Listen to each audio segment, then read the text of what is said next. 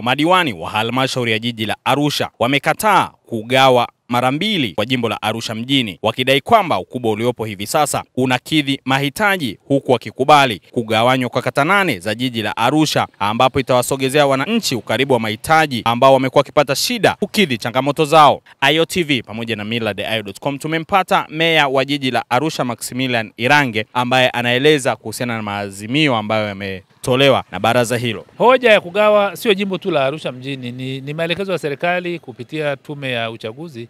Kila baada ya miaka 10 huwa wana review kuona kama majimbo pengine yamekuwa sana kiasi kwamba watu wamekuwa wengi na huduma kwa wananchi inakuwa changamoto. Kwa hiyo serikali mara nyingi inatoa muda wa kugawa majimbo. Kwa hiyo hoja ni ya serikali. Naam. Okay, kilichotokea ni nini? Kilichotokea ni kwamba baada ya hoja ile kufika na ni kupitia waraka wa serikali, na ofisi ya mkurugenzi ilipokea barua ya kuelekeza kwamba kama kutakuwa na hitaji la kugawa jimbo la Arusha, basi ipitie katika utaratibu ule wa kisheria wa kwenye baraza la madiwani, alafu inaenda DCC, alafu inaenda RCC. Kwa hiyo sisi baraza la madiwani tulikaa leo asubuhi, na hiyo ni baada ya kikao cha kamati ya fedha ambayo ilikaa jana, lakini pia kikao cha madiwani wa Chama cha Mapinduzi ambao tulikaa leo asubuhi na kuangalia ule mchakato ambao ulipendekezwa na timu ya management ya halmashauri ya jiji la Arusha. Tukaona kwamba jimbo la Arusha ambayo ina ukubwa wa kilomita za mraba 272 haina sababu yoyote ya kugawanywa, kwa sababu kwanza ya jiji la Arusha kupatikana ilikuwa eneo la jiji wakati ule wa zamani ilikuwa ni eneo dogo. Kwa hiyo iliongezwa kwenda kilomita za mraba 272 ili ipate hadhi ya kuwa jiji au halmashauri ya jiji. Sasa tumepata halmashauri ya jiji, leo tena tunarudi tunataka tugawe ili iwe halmashauri ya manispaa. Kwa hiyo tukaona hapana, kwa eneo la jimbo la Arusha inatawalika vizuri, na madiwani kwa pamoja wakapitisha azimio kwamba jimbo lisigawanywe mara mbili. Hiyo ni azimio lote la kwanza, na azimio la pili ikawa ni kugawanya baadhi ya kata. Katika hilo tulikubaliana kwamba kata 8 ambazo ziko kusini mwa jiji la Arusha zigawanywe. Kata moja hapo ni kata ya Terat, kata nyingine ni kata ya Murieti, lakini kata ya Olasiti, kata ya Moshono na kadhalika, bila kusahau Sokono na Sino, na hizo ni kata kubwa. Kata ya Sokono kwa mfano ina wakazi zaidi ya 1090. Wakazi zaidi ya 1090, kwa hiyo ni wengi sana. Kwa hiyo yenyewe pendekezo imegawanywa kwenye kata 3. Lakini kata ya Murieti nafikiri nayo imegawanywa kwenye kata 3. Lengo sasa ni kuhakikisha kwamba huduma inawafikia wananchi kwa urahisi. Kwa maana nyingine, ukiangalia kata kama Murieti ambayo ofisi ya mtendaji iko kwa Mrombo kwenda mpaka Lesio kule chini ni zaidi ya kilomita 20. Sasa utoke kilomita 20 kwenda kutafuta huduma kwa ofisi ya mtendaji wa kata inakuwa changamoto kidogo. Sasa tukasema tugawe kata moja iwe na Dosoito, ingine iwe Bondeni, ili kwamba kule zipatikane ofisi za kata. Na kama unavyojua lengo la serikali ni kupeleka shule kwenye kila kata. Kwa hiyo maana shule sasa pia zitajengwa kwenye kata hizo mpya za halmashauri yetu ya jiji la Arusha. Lakini pia kulikuwa kuna taarifa kwamba mbunge wa jimbo la Arusha mjini Mrisho Gambo na yeye pia alikuwa na mapendekezo hayo, kwa sababu na yeye anaingia kwenye vikao vya baraza la madiwani kama diwani, kwamba alitamani jimbo ligawanywe. Sina taarifa hiyo mimi, sina, japo nimesikia watu wakisema, lakini mbunge kikanuni ni diwani kama diwani mwingine yote kwa cheo chake, na alitakiwa awe kwenye baraza la madiwani, lakini kwa bahati mbaya leo mimi sikumuona akihudhuria kikao hicho. Sasa hilo siwezi kulisemea sana, lakini madiwani waliokaa waliazimia kwa pamoja kwamba hakuna kugawa jimbo la uchaguzi la Arusha mjini, itabaki kwa jimbo moja ambayo itakuwa na kata nafikiri itakayofika 35 sasa hivi.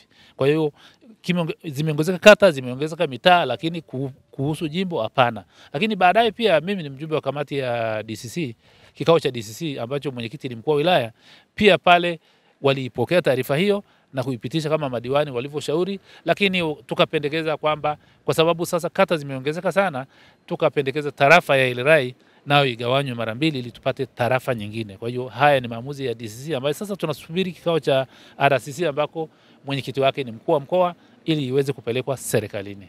Kwa maana hiyo jiji la Arusha litakuwa na kata ngapi? Inavyoonekana kama ukijumlisha kata 8 kwenye kata 25 itakuwa kama kata 34-35, kwa sababu kuna uwezekano mkubwa sana wa kutoka kati ya kata 8 mpaka kata 10. kwa namna ambavyo ule mgawanyo ulitengenezwa.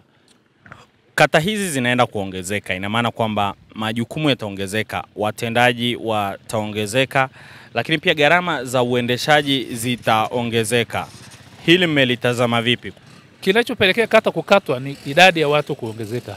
Kwa hiyo watu wakiongezeka, maana yake shughuli za kiuchumi pia inaongezeka. Kwa hiyo gharama ya maisha yanaongezeka sambamba na mapato ya jiji nayo yanaongezeka. Maana yake kama kuna kata ya Nado Soweto kule chini, kutakuwa na shughuli za mapato kule, mapato yatakusanywa, lakini watu wakiongezeka pia biashara zinaongezeka. Kwa hiyo mimi siichukulii kama itaongeza gharama katika uendeshaji wa jiji, bali itakuwa ni faida sana kwa wananchi, kwa sababu mwisho wa siku serikali kazi yake ni kutoa huduma, na huduma lazima wapelekee wananchi wako, na lazima urahisishe utoaji wa huduma katika nini? Katika kwa wananchi ambao wako katika maeneo husika. Kwa hiyo mimi changamoto ya gharama sioni kama ni kubwa sana. Najua ita attract gharama fulani, lakini mapato nayo yanaongezeka. Ukumbuke jiji la Arusha ni jiji pekee ambayo imeweza kuongeza mapato yake kwa 100% katika miaka 4 iliyopita. Kwa hiyo maana yake uchumi, mzunguko wa uchumi katika jiji letu umekuwa kwa kiwango kikubwa sana. Kwa hiyo pale pesa inapoongezeka, matumizi lazima yaongezeke. Kwa hiyo nafikiri inaendana, iko sambamba.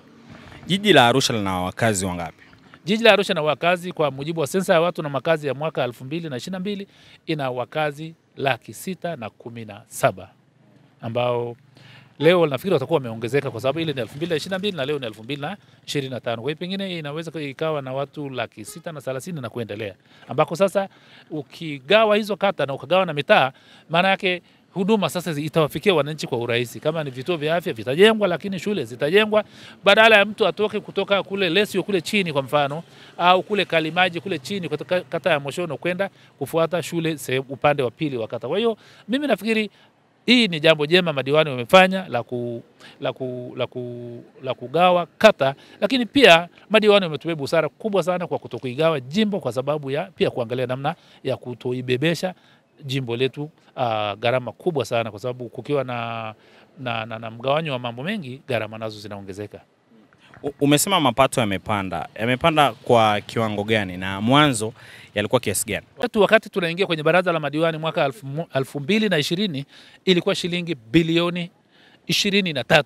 Haya ni mapato ya ndani wakati ule. Lakini tunamaliza baraza sasa hivi mapato yetu yakiwa shilingi bilioni 52.2, ambako ni ongezeko la zaidi ya 100%. Ndugu mwandishi wa habari, ongezeko la namna hii haijawahi kutokea kwenye historia ya baraza la madiwani wa halmashauri ya jiji la Arusha, ambalo kwa historia lilianzishwa mwaka 1955. Sisi wote tulioko hapa wakati ule hatukuzaliwa. Kwa hiyo sisi ni baraza pekee ambayo tumeingia kwenye vitabu vya kumbukumbu kwa kuweza kuongeza mapato ya ndani ya halmashauri kwa kiwango hicho kikubwa. Kwa hiyo ni watoe wananchi wasiwasi kwamba gharama za maisha pamoja zinapanda, lakini mapato yanaendana na ukuaji wa uchumi katika jiji letu la Arusha.